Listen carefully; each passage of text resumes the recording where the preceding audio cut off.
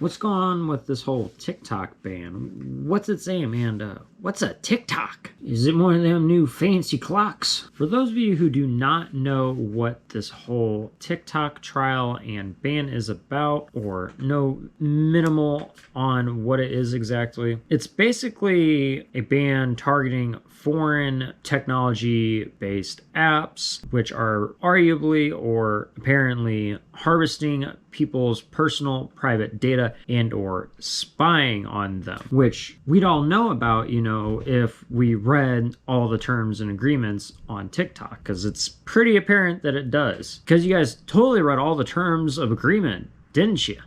But what about all American technology companies that have apps which do the same thing, or the mainstream media, government, etc., doing this stuff all the time already? Like Facebook constantly being able to, turn your microphone on whenever it wants to listen in on your conversations so they can suggest certain ads to you, because the whole app doesn't really work half the time unless you have the mic feature turned on, which you can turn off at any time, mind you, but it's possible that it's not really going to work at least 30 to 50% of the time otherwise. It's kind of ironic. Or at least that's what I've been told from videos that I've been watching that are pretty unbiased towards any sort of party in this whole trial. Or how about we mention the fact of the matter that the mainstream media does it with their stuff, like their websites, apps, etc., or the CDC tracking people and making sure they were complying with any COVID lockdown rules or regulations that they had, and making sure people were being good little fucking citizens during everything with COVID, which they said they did not do, by the way. But yeah, what about all that stuff that American tech media and government companies / agencies do all the fucking time? But before we go ahead and get into this more, cue intro.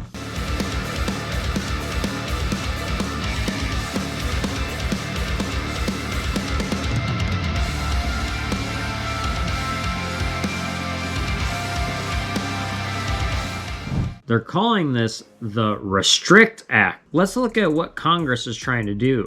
The Restrict Act is described as a systematic framework for addressing technology-based threats to the security and safety of Americans. It grants the Secretary of Commerce the authority to review transactions by certain foreign entities who offer information and communication technologies, products, or services, ICTS, in order to identify, investigate, and mitigate undue and unacceptable risks to the national security of the United States or its citizens. This includes, but is not limited to, impact to the country's critical infrastructure and digital economy, sabotage or subversion of ICTS in the United States, and point 3, interference and manipulation of federal elections, and then the fourth thing is undermining the democratic process to steer policy and regulatory decisions in favor of the strategic objectives of a foreign adversary to the detriment of the national security of the United States. The Act applies to ICTS entities that are held in whole or in part by or otherwise fall under the jurisdiction of a country or government that is designated under the Act as a foreign adversary of the United States and has more than 1 million active users or units sold in the United States. The initial text of the Act classifies China, including Hong Kong and Macau, Cuba, Iran, Russia, and the Nicolas Maduro regime of Venezuela as foreign adversaries. Now, it's kind of very vague and not in much detail that they're using here, really. And it's kind of just left up to people to decide what that is, which doesn't really help people understand this. And generally, whenever this stuff happens, it doesn't amount to anything but people trying to extend the reach of power. Like, they just use pretty vague terminology to describe what the act does and don't provide any examples really to kind of stress what they're getting at. So it can be fucking pretty hard to understand what exactly is getting criminalized or people could be getting punished for exactly. It even said that they could potentially criminalize the use of VPNs, which keeps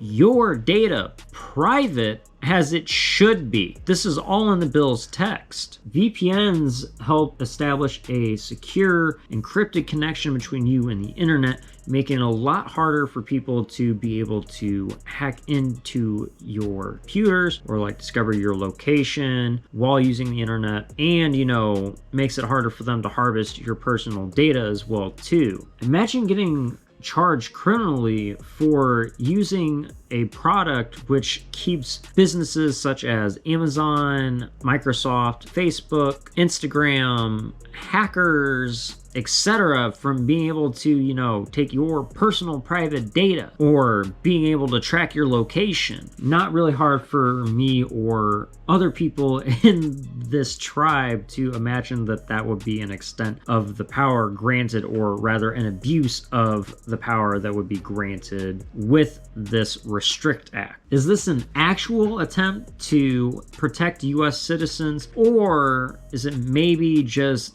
another ploy so that way the government can acquire more money from yet another big tech company, getting more of a slice of the cake whilst TikTok continues to spy on people? They do that, it's in the terms of service, and they can do it whether or not you're actually in the app. They will track your keyboard strokes within the app or outside the app itself, can tap into your mic at any point in time, and loads of other things too that you wouldn't think that they'd be able to get away with, and gain even more power in the US, which they are very likely to abuse. Wouldn't be the first time. They try another way to pin it off as a bad Chinese app. China bad, America good. America, fuck yeah! By saying it's been made highly addictive with kids for intent of profits. TikTok could be designed to minimize the harm to kids, but a decision was made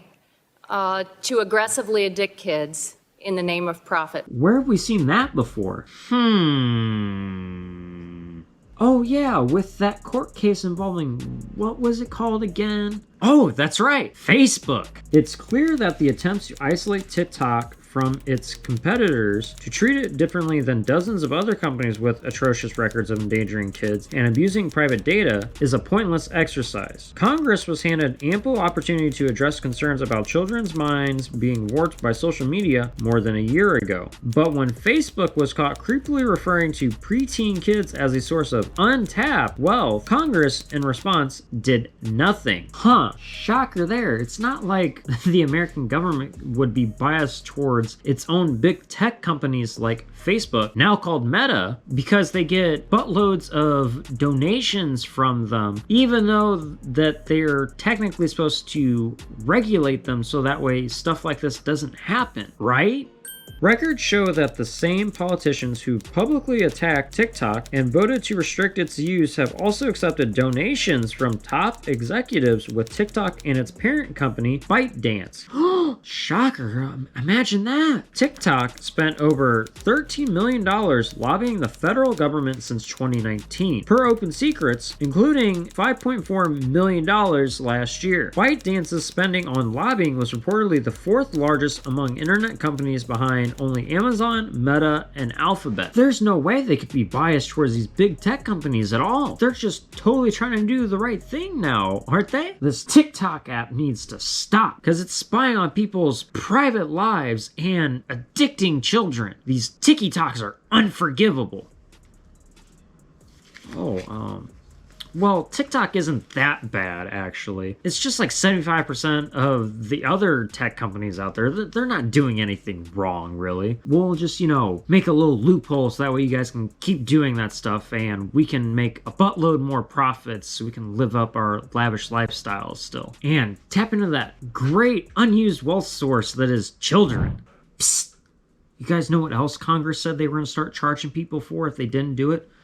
come a little closer, let me tell you. Or it said they were going to charge you guys if you didn't smash the shit out of the like button or fucking destroy the subscribe button. All joking aside, really does mean a lot to me when you guys do this, and it helps us to get further up in that YouTube algorithm. Not to mention, you know, getting raw, uncensored freaking facts out to the general populace and other people, so that way they understand it's okay to question these things that are happening and to understand fully, unbiasedly, and just completely uncensored what's going on out there, because that's more important than ever. With that out of the way though, let's go ahead and hop right back on into the video. In 2021, SLUDGE reported that 18 senators or their households own stock in tech companies nicknamed Fangam for Facebook, Apple, Netflix, Google, parent company Alphabet, Amazon, and Microsoft. 3 senators with stock holdings in big tech are members of the Judiciary Subcommittee on Privacy, Technology, and the Law. 8 other senators whose households own shares in big tech are members of the Committee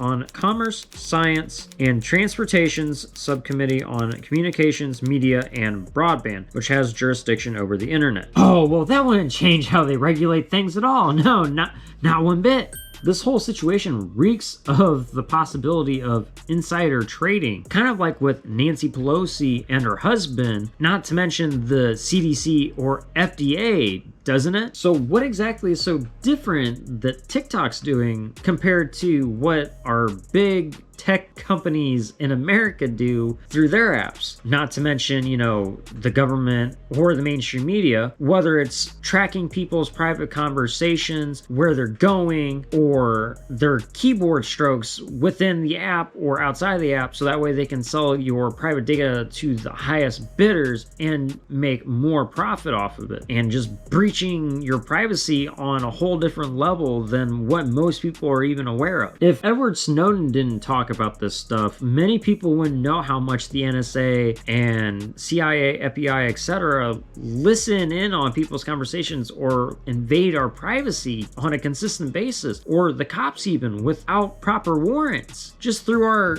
cell phones and other freaking smart devices and technology. Now, all this basically, in my eyes, surmises as another chance for the government to get more money / power and just kind of, you know, make a little loophole so that way TikTok can keep doing the same thing it's doing, not to mention the fact of the matter, you know, that they get what they want, which is money, and to, you know, have more power to censor the shit out of things that they don't want the American people to find out, and or reduce foreign competition, which is just really doing the same thing that big tech companies are here in America. Let me know what you guys think in the comments section down below. Is this just another attempt for, you know, our government to gain more money / power, or is it maybe to enable another proxy war, which again would be to ascertain or acquire more money / power, as if we've researched human history or the war in Iraq, etc. It's generally just ploys to boost the military industrial complex and get the government even more money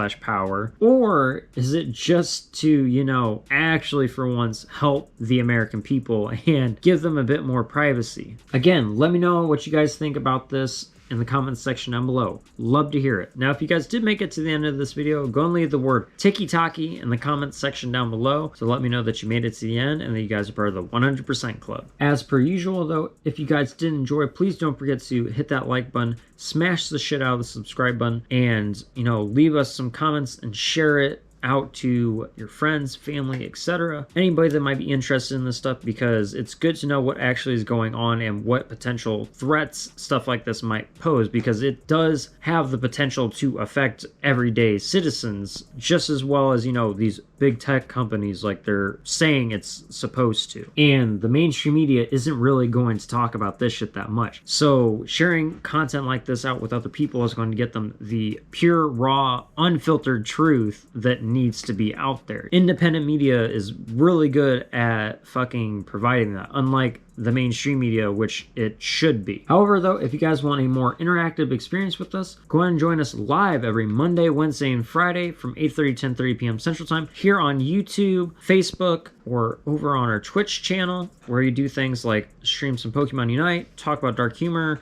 conspiracies, all that good stuff, and just have a quality good time with good vibes and, you know, raw unfiltered content. Or join us in our Discord every other Friday for movie/weed night, where we watch things like conspiracy videos with factual basis through documentaries, anime, cartoons, other movies, etc. We also tend to talk about conspiracies with factual basis in our channels, spiritual and philosophical discussions as well too. Not to mention, you know, we love sharing dark humor memes and all that good stuff. Just gotta be nice and respectful. Don't be a dick, you feel me, and have some common decency, but gotta be able to take a joke too. That's really all there is to it. All the links for that will be in the description box below. But nonetheless though, my dudes, I do appreciate you guys for being here very much, and thank you to all 126 now badass motherfuckers of this YouTube tribe. I do appreciate you guys very much, and if there's anything you guys ever want to see us talk about, please do let us know. I would love to, you know, do stuff like that and cater more to what you guys, my adoring tribe members, new viewers, etc. would like to see. But until next time though, my dudes, please don't forget to live long and prosper, take care and peace, keep it 1,000,000% real, and remember, fuck the system. I will see you guys on the flip side.